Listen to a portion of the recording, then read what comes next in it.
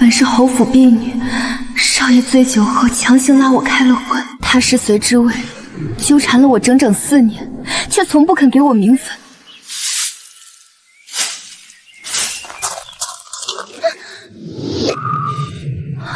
少爷，少爷，求您放开奴婢，会有人看见的。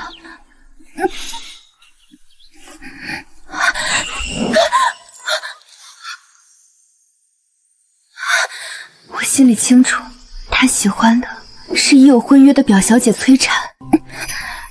少爷，奴婢伺候您4年了，求少爷给奴婢一个名分。名分？你也不照照镜子，你只是个奴婢，连给爷做通房都不配。你这副皮囊，除了伺候爷还有什么用？名分这2个字，你也配说出来？既然少爷嫌弃奴婢，求少爷放奴婢自由，别再纠缠奴婢。在这等着我呢，想走，我还没玩够呢。记着，你是侯府的家生子，一辈子都离不开这里，也离不了我。你这气鼓鼓的模样，当真可爱。阿慈，你们在干什么？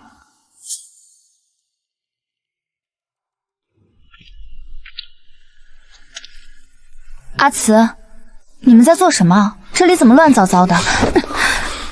这贱婢躲在这里偷懒，刚巧被我撞见，正在教训她。办事这么不利索，侯府白养你这么多年。滚回去反省，这个月的月经1分也别想拿。桃枝，衣裳穿成这样，是想引诱少爷吗？凭你也配？打这么重，你手疼不疼？为了个贱婢伤了手，真是不值得。你犯不着和他生气，这种货色，我也看不上。走吧，你不是要我陪你吃饭吗？他喜欢的从来都是崔婵，我不过是一个替身。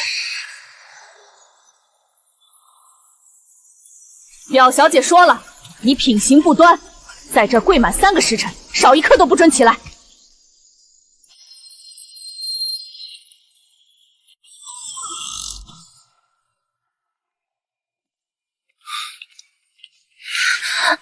桃枝，起来，过来服侍我。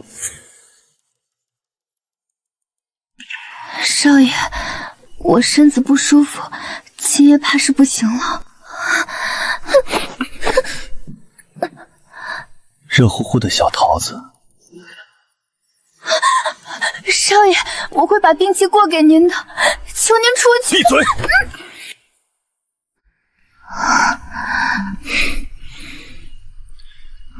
我等下就让人给你煎药，只是风寒而已，很快就会好的。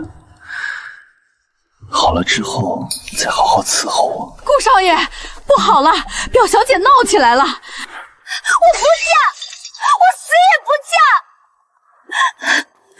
她本来就在相府不受待见，现在还断了一双腿，嫁给一个瘸子是要我的命吗？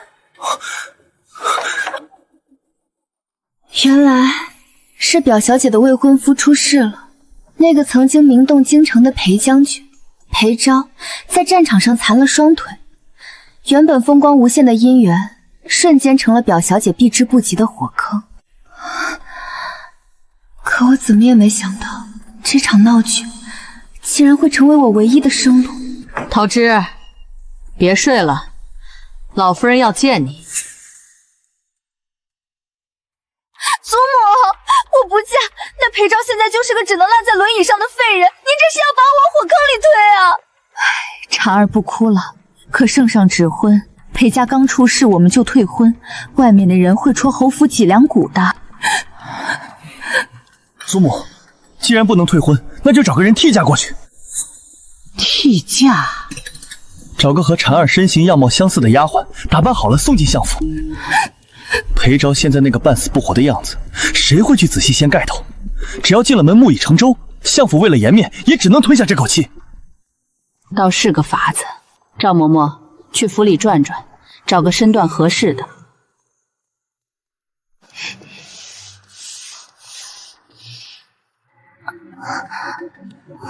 桃枝，你这几天气色虽然不好，但这副底子确实是府里数一数二的。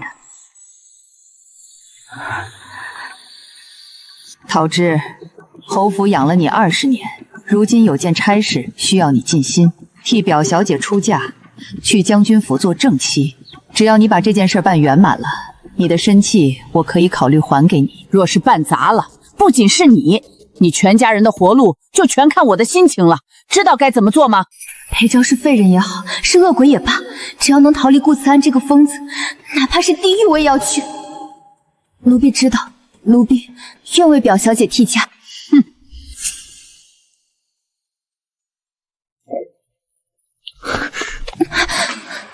桃枝，过段时日我就要娶亲了。他满心欢喜要去娶他的表妹，却不知道我是那个替死鬼。祖母答应我，只要替嫁的成了，就把婵儿指给我做正妻。我想过了，你若表现得好，等我成亲后，给你个名分做通房也未尝不可。少爷，不巧，奴婢今日来月事了。赏你的，这可是爷正经送你的头一件礼物，时时带着，连沐浴都不准摘下来，听到没有？这哪里是礼物，分明是刻着标记的镣铐。爷明天要去京郊开差3个月，乖乖等我回来。回来后，爷一定好好宠你。顾慈安，我希望我们这辈子永不相见。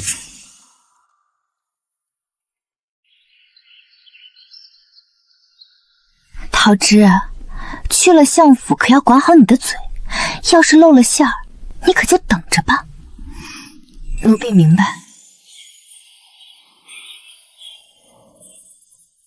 可惜了，裴将军以前多威风，现在竟然成了个瘸子。听说他断了腿后脾气怪得很，这崔小姐嫁过去，怕是要遭罪了。起轿！不管是地狱还是火坑，只要能离开顾慈安，便是人间。那就是永平侯府的嫡女，真可怜。这副长相竟然要嫁给一个废人。崔小姐这细皮嫩肉的，进门怕是要被那个魔头折磨死。裴昭是魔头也罢，总比待在顾慈安那个地狱里强。新娘子到啦！裴将军，裴昭，他真的来了。祖母，且慢！顾慈安，他不是在京郊吗？为什么会现在回来？阿慈，你胡闹什么？这身段到底是谁？祖母，这丫鬟我怎么从未见过？这个时候你发什么疯？还不快滚回去！莫要误了吉时！混账！这丫鬟之前一直在你院里伺候，你怎么可能没见过？在我院里？难道是？祖母，这替嫁的人是桃枝，对不对？混账东西！你在胡说什么？还不快滚下去！不行，谁都能嫁，唯独她不行，她是我的。放肆！来人，把他给我按住！侯爷，吉时已到，这门亲事是圣上亲笔指婚，永平侯府是想当众抗旨悔婚吗？夫人，我们走。桃枝，你敢走？你给我回来！你这个贱婢！顾慈安，你以为我是你随手揉捏的玩物？我宁愿去裴家的地狱，也绝不回你的囚牢。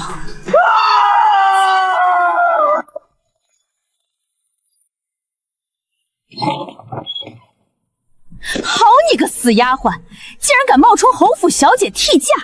你以为将军府是什么地方？这种掉脑袋李代桃僵你也敢做？真是活腻了！瞧你这副样子，还真做着当将军夫人的美梦呢。嬷嬷在说什么？奴婢不明白。不明白？你自己看，这是永平侯府刚刚派人送来的亲笔信，你仗着有几分美色，私自打晕表小姐，将其反锁柴房，企图李代桃僵。老夫人好狠的心，为了保住侯府名声，竟然要把我往死里逼。丞相大人说了，你这种心术不正的贱婢，看着就碍眼。给我拉出去！送回永平侯府，交给老夫人发落。放开我！不是这样的，是老夫人命我替嫁的，我有卖身契。你一个低贱的奴婢，也敢攀污老夫人？你这种攀高枝的货色，我见多了。带走！若被送回去，顾残绝对会把我关进地窖，求死不得。你们在干什么？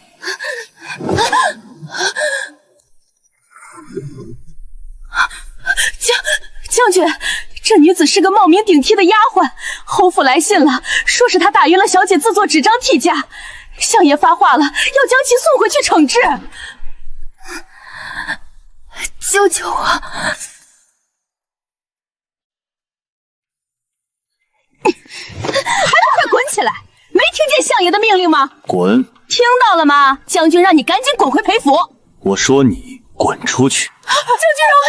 将军饶命！走，赶紧走！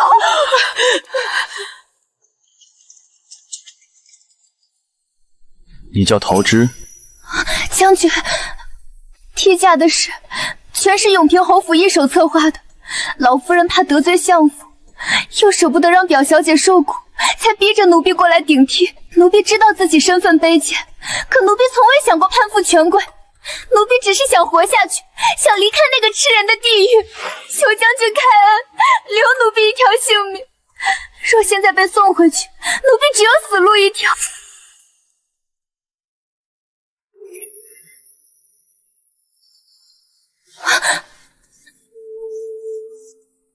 他这是……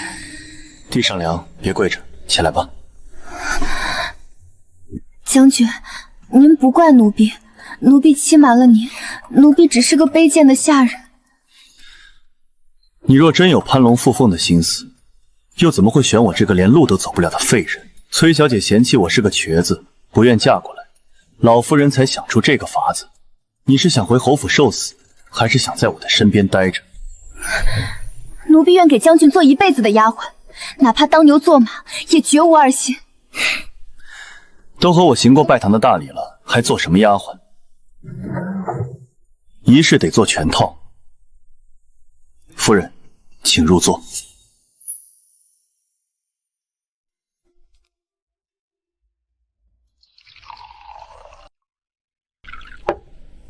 明明上一秒还要被打断腿送去死，怎么一转眼他竟要和我喝合金酒？刚才送回来的66台嫁妆，我已经让人清点好了。明天我会让库房登记在你的名下，有了银钱傍身，你在这府里才有底气。将军，这不合规矩，奴婢只是……在这里，我就是规矩。喝了吧。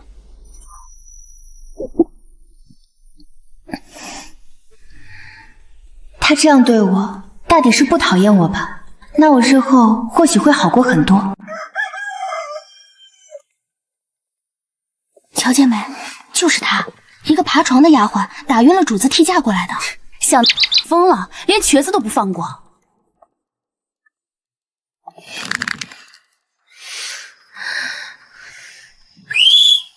哟，这不是咱们的将军夫人吗？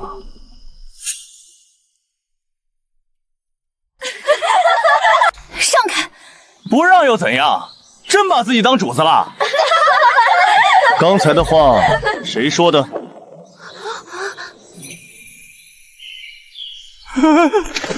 将军饶命！将军饶命！桃枝是我明媒正娶的夫人，此后若再有人冒犯或是私下议论，一律杖毙。受委屈了，走吧，跟我回房。回房做什么？教你一件事，教你如何当好这个将军夫人。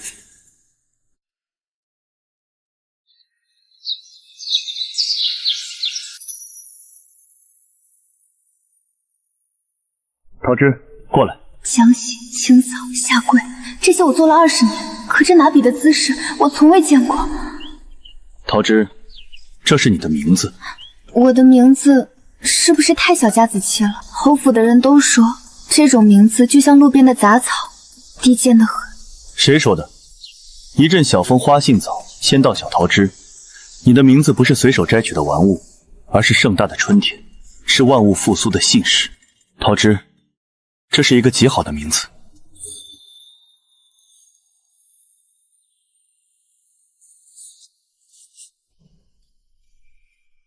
哟，偷懒被爷抓住了吧？这写的是字，爷还以为是鬼画符呢。一个丫鬟学什么识字？来，试着写一写。我写的太丑了，像鬼画符。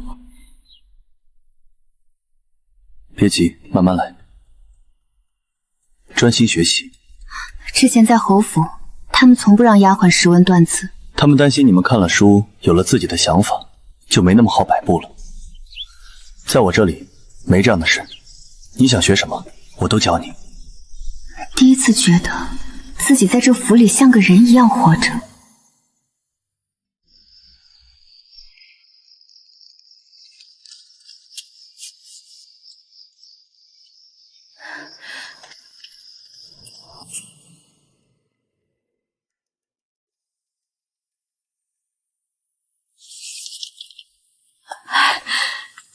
夫人，您的信。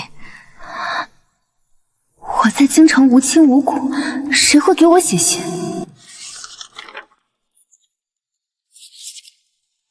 桃枝今日戌时3刻出来与我一叙。怎么了？没什么，只是以前侯府的一些琐事。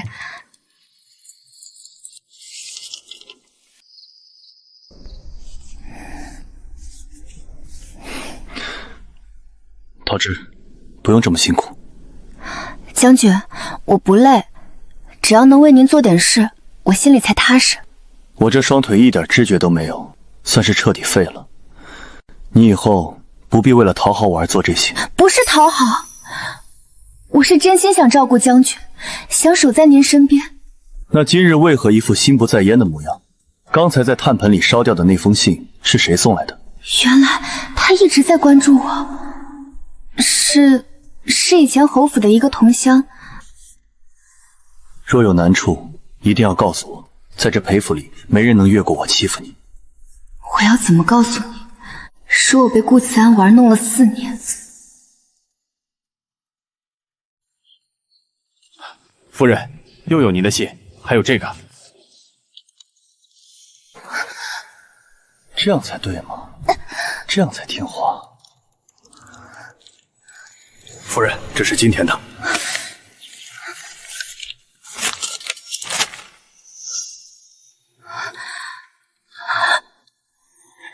那是4年前顾慈安羞辱我时亲手撕碎的那一件。小桃子，你以为你穿上嫁衣就能洗干净吗？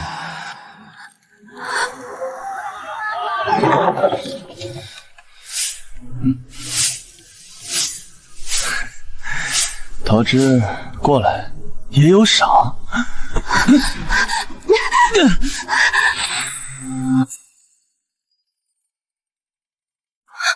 这件衣服，顾慈安在告诉我，他随时能把我从云端拽回深渊。听着，日后若再有人送这种东西，直接退回去，哪怕是烧了也行，绝不准再送到我面前。是。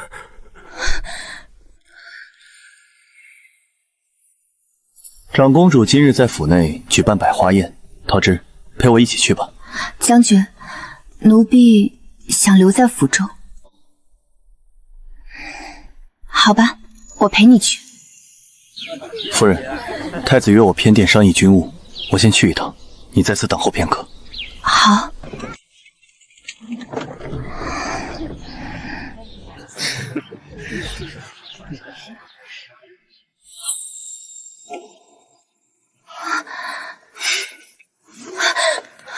我有些不适，去寻个地方解手。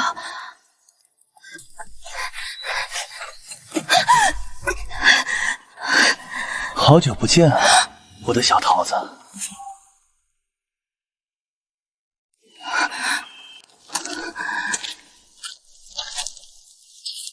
怎么，嫁了贵人，连旧主都不认了？世子慎言，我现在是裴将军的夫人，不是侯府的奴婢。别再来找我。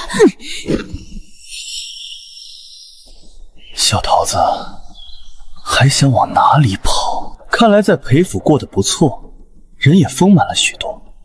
裴昭那个瘸子，他动得着你吗？顾慈安，你疯了！这里是长公主的百花宴。疯了。桃枝，我给你送的那些东西你都看见了吧？约你这么多次你都不出来见，真以为当了将军夫人我就治不了你？要是裴昭知道你跟我了整整4年，他还会留你在裴府吗？他那样自负的人会不会当场吐血而死？那如果崔禅知道了你我之间的事，他又会如何呢？桃枝，你敢威胁我？我已经娶了崔禅，他这辈子只能依附我，知道了又能拿我怎么样？男人风流是本事，女人失了身就是瘾，全天下只会骂你，不会骂我。你忘了是谁？这样了，裴昭肯定碰不了你。你今晚梳洗干净，乖乖去春香楼等我，我就帮你保住这个秘密。滚开！裴将军，有兴趣知道我与令夫人之间的事情吗？裴昭，桃枝，过来。我这副身子脏透了，连他的衣角都不配碰。走吧，我有些饿了。裴将军，你大概还不知道，你娶的这夫人4年前就跟了我。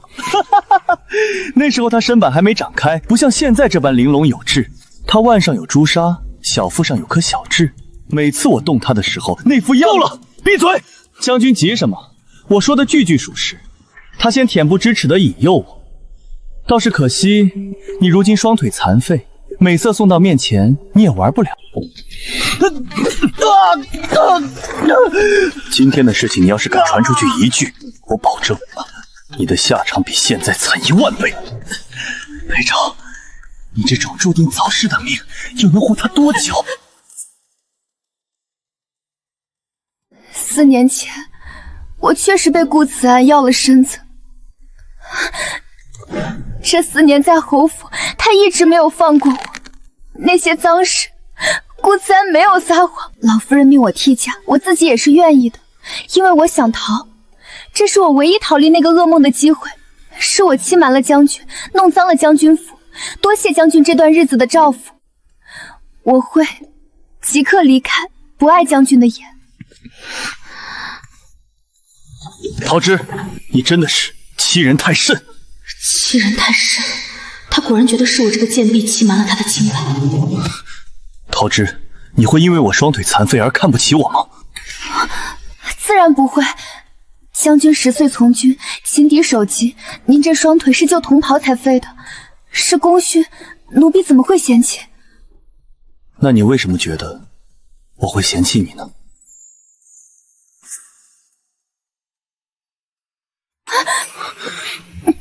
桃枝，你没错，你只是在权力的倾轧下艰难求生罢了。肮脏不堪的人是顾慈安，你依然干干净净。干干净净？我是干干净净的。自然。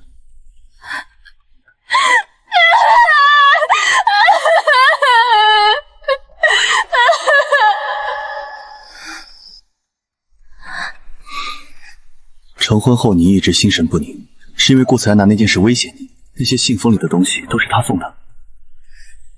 是。什么都不跟我说，你就这么不信任我？对不起，将军，我是不是压到您的伤腿了？别乱动。桃枝，其实洞房的仪式我们还没走完，还差的那一步，今天可以完成吗？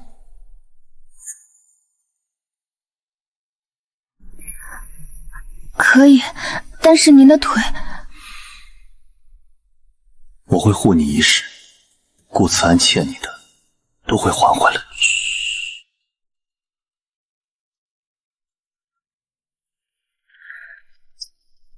从今天开始，你要学着习武。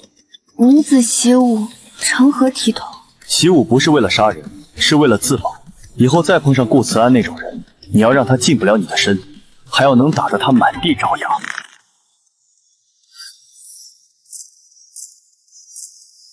好，我学。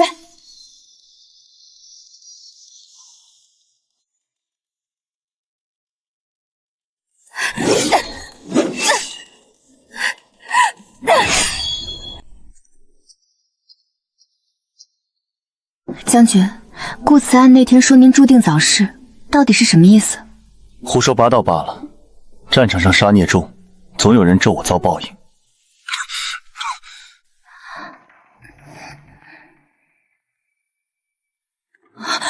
将军，这是什么？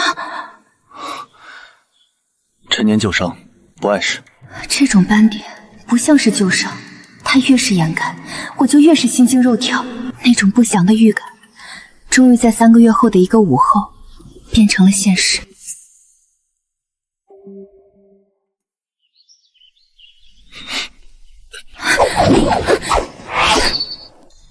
出招，再快些！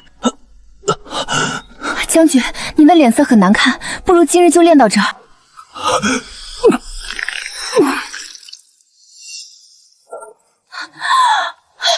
裴昭，快叫郎中，快去！裴昭，你醒醒，别吓我！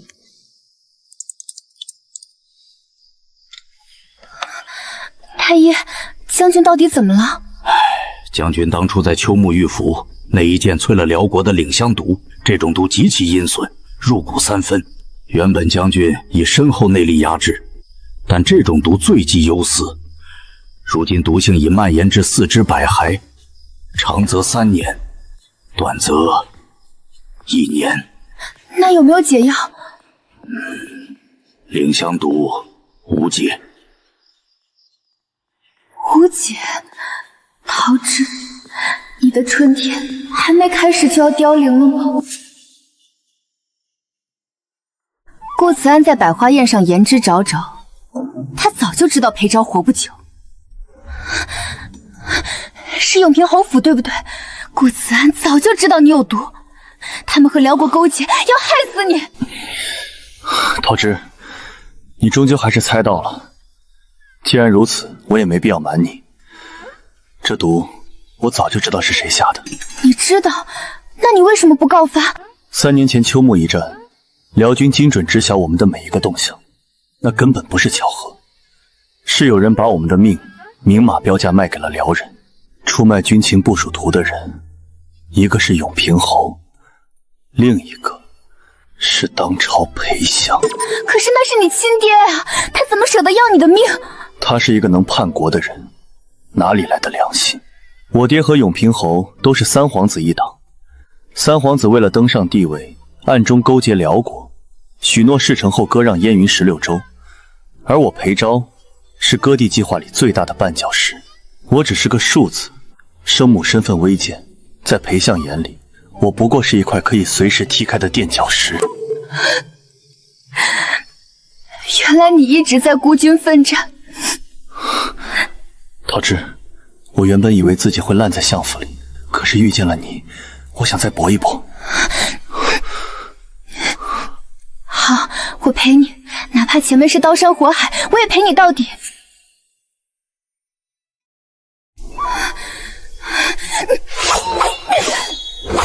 剑要快，心要狠，战场上的敌人不会因为你是女子就慢半分。再来！夫人，外面都在传永平侯府闹翻天了，世子成亲不到3个月就纳了5个通房，表小姐日日去老夫人那儿哭闹，昨晚喝醉了还在咒骂，说早知如此，宁愿去庙里当尼姑也不嫁进顾家。当初费尽心思让我替嫁，如今求人得人，在那烂摊子里互相折磨，真是报应。将军，你又毒发了。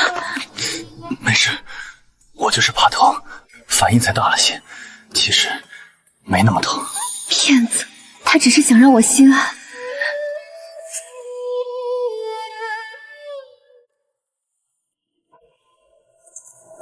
边关急报，辽军大举进攻，连线3城，幽州告急。三皇子正主张和谈，谁敢在这个时候出头？听说相府那个瘸子将军递了请战书，真是不知死活。明日一早我就出发，京城的守卫和房产田契我都留给你，足够你后半辈子无忧。你要丢下我？边疆是战场，不是你待的地方。我这副身体未必能活着回来。你教我识字，教我习武，教我自尊，就是为了让我缩在京城看你送死吗？把你从泥潭里拉出来的不是裴相，是我。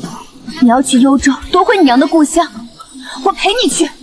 好，我们一起去。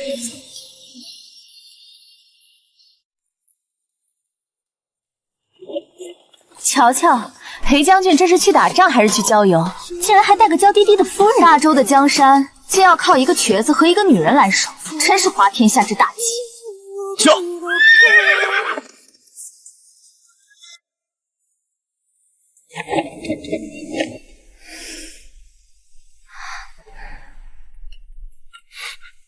后悔了吗？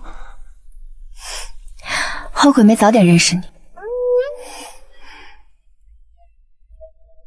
将军，你教过我那句诗“一阵小风花信早”。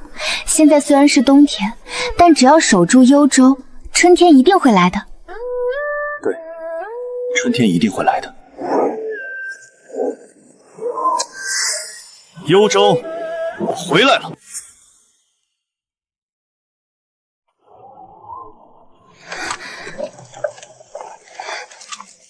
这就是京城派来的主帅，一个站都站不起来的废人，还带着个细皮嫩肉的小娘子。你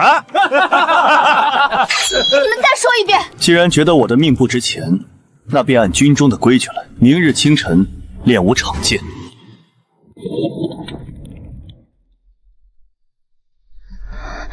将军，明日的比试，在军营里，怜悯是最没用的。他们只敬佩强者，我若不打服他们，还没上战场，这支军队就散了。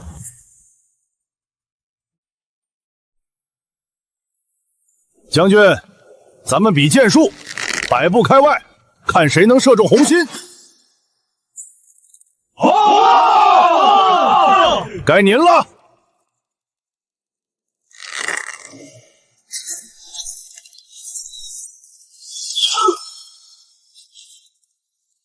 这双腿是为了救同袍断的，不是为了让你们在这嚼舌根的。这位不是家眷，是我的副手。今日起，谁若不服，尽管挑战。输了的人，军法处置。末将参见将军。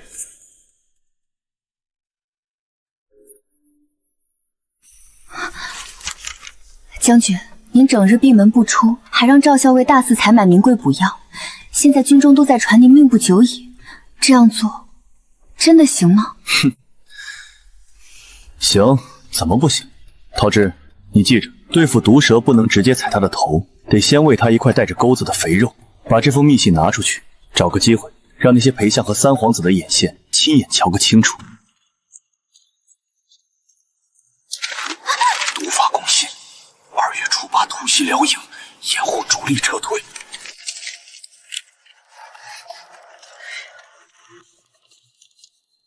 裴昭，你这条贱命终于要烂在边疆了。情报是真的，裴昭已经成了废人，传令全军2月初8全线出击，我要让他在落魂坡死无葬身之地。等裴昭死在落魂坡的消息传回来，陶之那个小可爱就成了没主的奴婢。到时候爷要把他锁进最深的地窖里，让他知道离了爷，他连求死都没资格。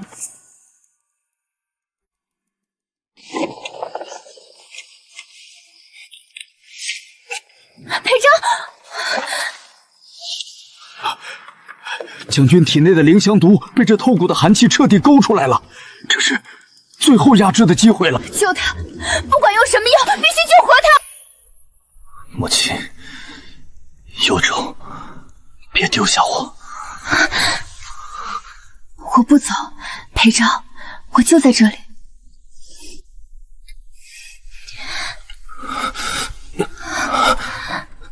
裴昭，你是我的命，你若不回，我便随你入黄泉。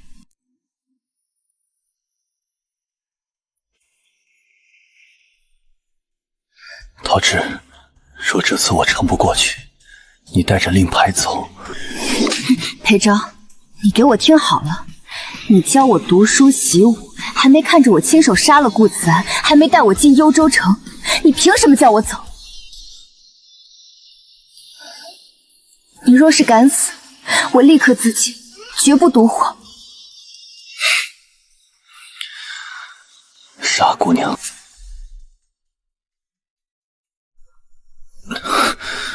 辽军集结的怎么样了？将军，正如您所料，辽军以为我们要撤退，已经全军进入了落魂坡峡谷。扶起来。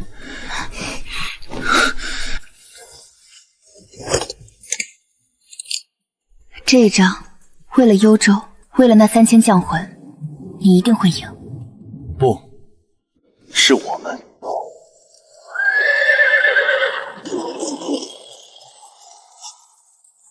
情报出错了，裴昭根本没病，三皇子骗了我们。杀！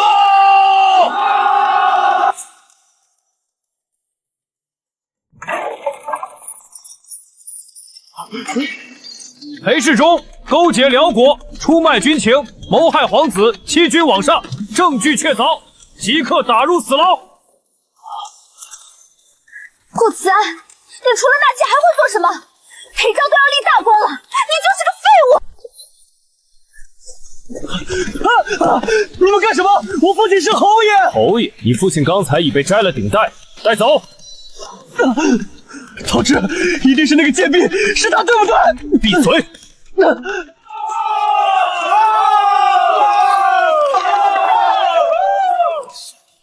陶志，你听见了吗？兄弟们的冤屈终于洗清了。这一刻，那些压在他心头3年的枷锁，终于碎裂了。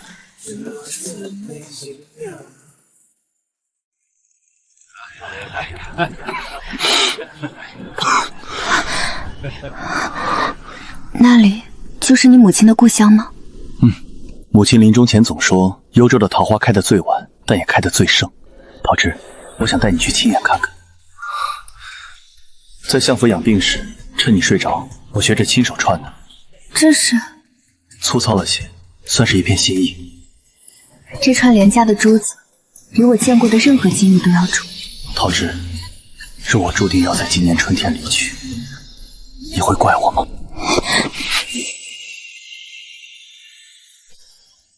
不管是春天还是地狱，这辈子遇见你，就是我最大的福分。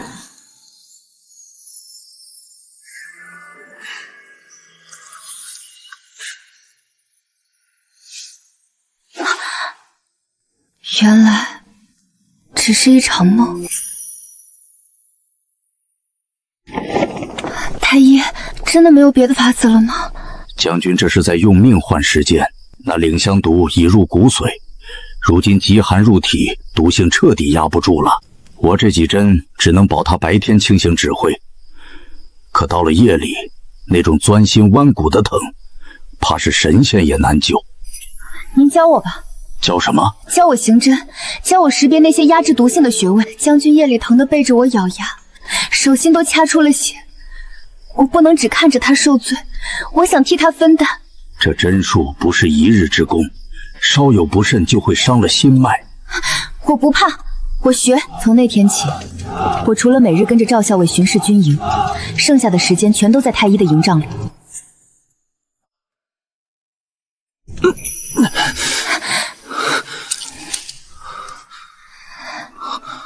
陶志，是你吗？将军，我在。你不该学这个的，针扎在身上很疼，我不舍得你受这个罪。比起你受的苦，这算什么？裴昭，你得答应我，哪怕为了看一眼幽州的春水，也要撑下去。报！紧急军情！辽军在幽州城内集结重兵，正准备在2月底进行最后的反扑。最后一战，终于来了。这一次，我绝不让你一个人去。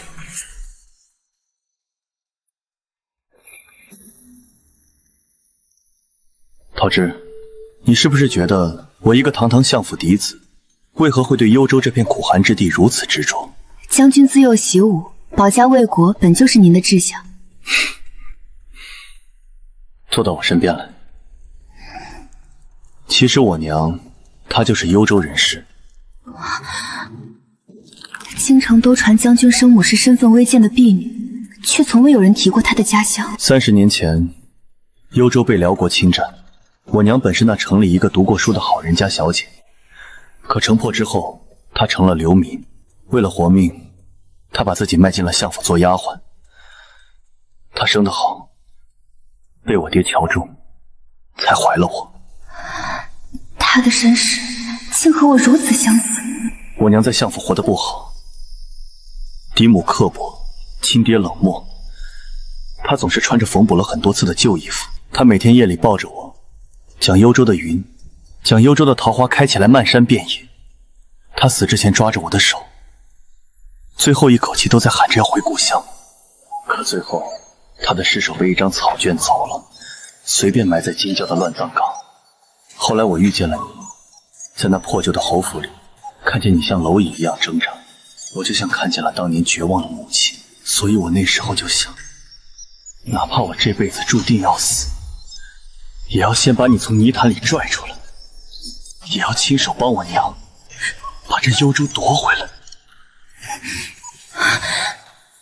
将军，你娘一定在天上看着你呢，她会看到你带着她的儿媳妇重新踏入那座城的。桃枝，谢谢你，谢谢你愿意陪我走到最后一步。裴昭，这幽州我一定陪你拿回来。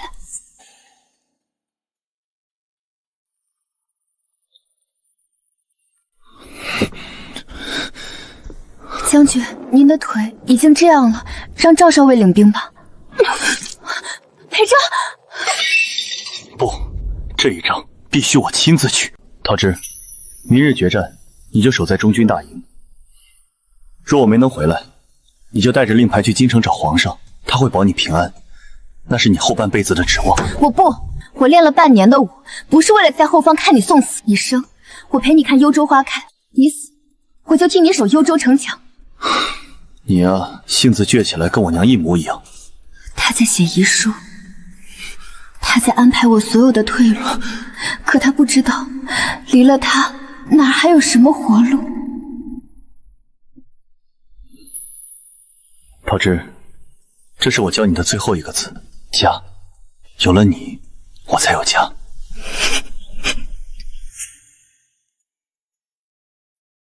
桃枝，过来陪我坐坐。我这辈子最大的幸运，就是老夫人那个替嫁的馊主意。那时候我满心只想逃离顾慈安，我甚至想过，只要能换个人，哪怕去的是火坑，我也认了。对我来说，你不是什么替死鬼，你是老天爷在绝境时送给我最后的一道光。我爱你，桃枝，爷最爱你，真是让人舍不得。顾慈安的爱是践踏，裴昭的爱是救赎。裴昭，我也爱你。从你第一次叫我写名字的那天起，我就想，这辈子要是能死在你怀里，也够了。不，你要好好活着，你还得帮我去看看幽州的桃花到底是不是像我娘说的那样红。那一晚，裴昭不停地说话，讲他小时候偷吃的糖，讲相府那棵老槐树，我就静静地听着，忍着不让自己哭出来。无忌，珍重。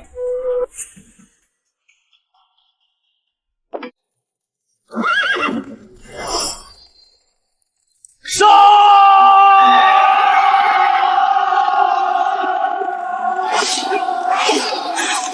他已经坐不稳了，全是靠那把剑在支撑。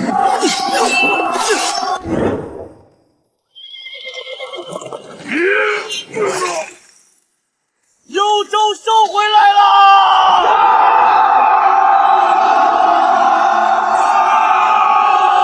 裴昭，裴昭！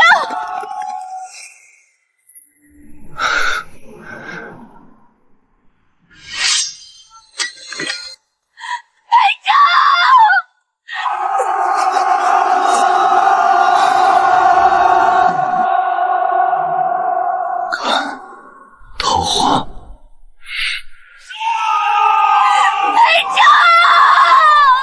我的春天就这么死在了这片荒原上。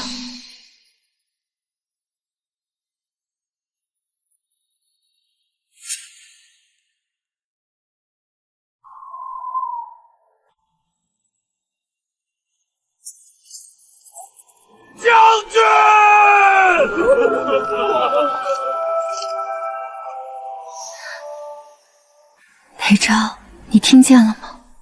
幽州回来了，你娘心心念念故乡，你带她回来了。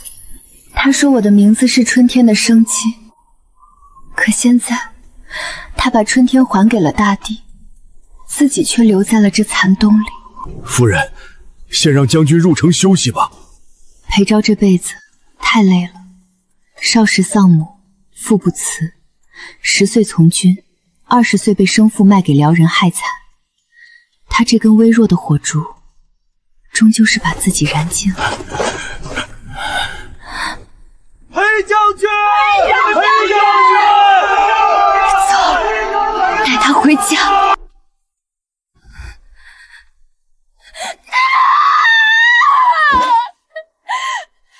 你怎么能骗我？你说过要带我看桃花的。桃花还没开，你就走了。这茫茫人海，我又成了孤身一人。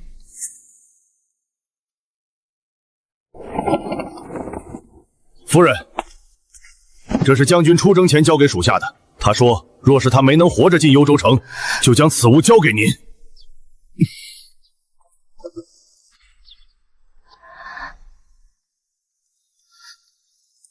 这是他手把手教我写出来的字。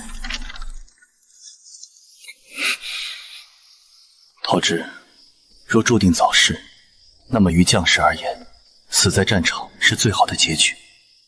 不必为我难过，也莫要再为我哭泣。你青春正盛，若日后遇见别的喜欢的人，不必顾虑我，奔向他吧。只要你自尊自爱，我便永远无条件支持你，纸短情长，无期珍重。你总是这样，你把所有退路都给我铺好了，你让我奔向别人，可这世上除了你，谁还会告诉我受害者没有错？谁还会说我是盛大的春天？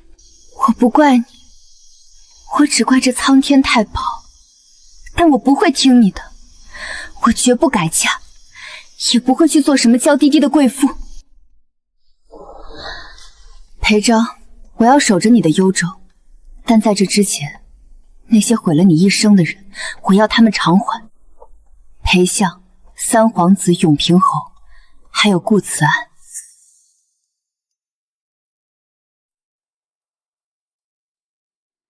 半年前，我在这里低头走路，不敢看任何人。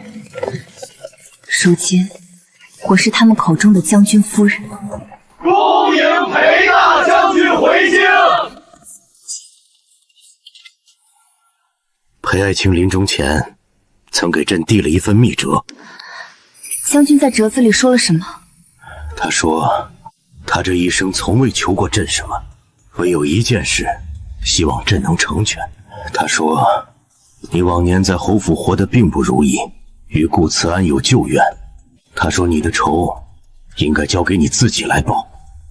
哪怕在临死的那一刻，你都在为我算计。顾慈安的生死由你来定。陶之，你想要如何处置他？奴婢想亲自送他上路。准。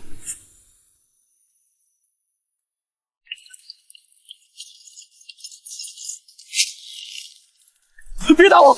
我父亲是永平侯，三皇子会来救我的。顾慈安，三皇子已经在断头台上了。陶之，你是陶之？你怎么在这儿？你为什么穿着这身衣服？不可能！你这种贱婢，应该死在边疆，或者被那个瘸子扔在雪地里自生自灭。住口！裴昭死了，他死得顶天立地，他是这大周的英雄。而你顾慈安，只是一个连畜生都不如的卖国贼。死了？那个瘸子终于死了，我就知道他活不久。陶之，他死了，你现在又是没主了，来求我放过你。看在往日那4年的情分上，等我出去了，爷还能给你一口饭吃。情分？你跟我谈情分？你所谓的情分，就是强行占有我4年，就是拿我当替死鬼送去替嫁，还是在我高热不退、几乎断气的时候，还要满足你那恶心的欲望？顾慈安，你从来没把我当成人看，在你眼里，我只是个可以随时丢弃的玩物。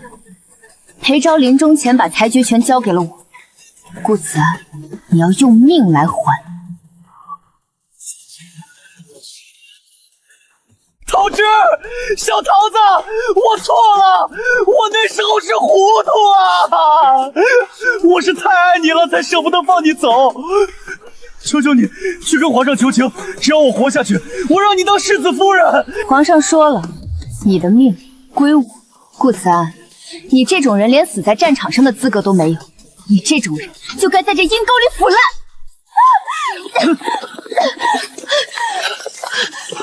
桃枝，是你害了我们！你这个丧门星！如果你乖乖在裴府待着，不去边疆，事情怎么会变成这样？侯府怎么会塌？这一巴掌，我是替当初在花园里被你删掉自尊的桃枝打的。当初你舍不得名分逼我替嫁，是我替你受了相府的羞辱，是我陪着裴昭在边疆出生入死，现在的下场是你们全家自找的。我不想再看你们一眼。顾慈安，你的死期就在3日后。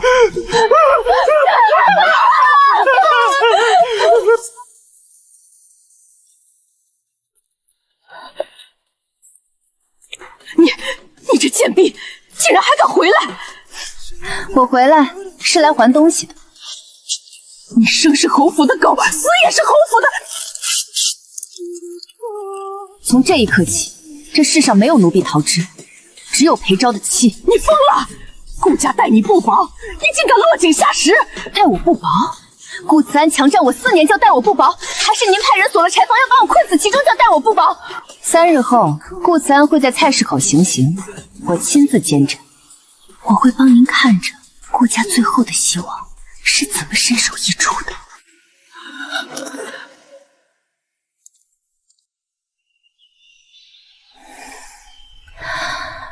这就是自由的味道。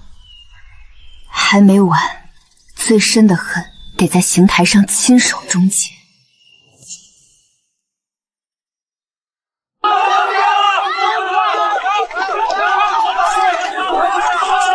再派人上台，5时3刻已到，斩！顾子安，你我之间4年的仇，今日彻底结清。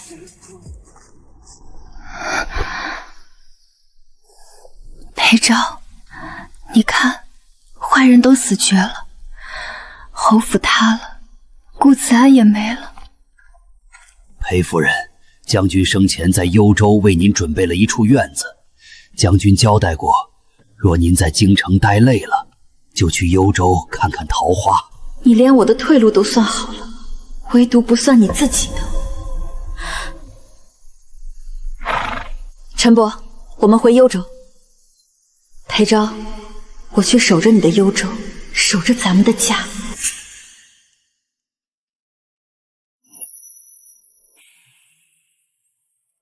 比起京城的假意繁华，这里更让我觉得亲切。夫人回来了！这是裴昭教他们的，不是跪拜，是敬重。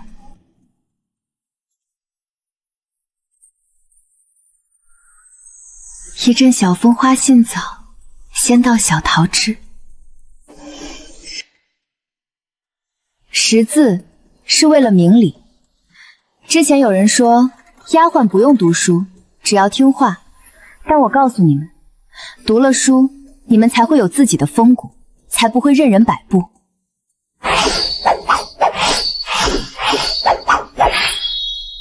夫人的剑法越来越有将军当年的影子了。赵大哥，我只是不想让他失望。你看，我真的做到了。我不属于侯府，不属于相府，我属于这幽州的风，属于这一树的春。我活成了我自己的模样。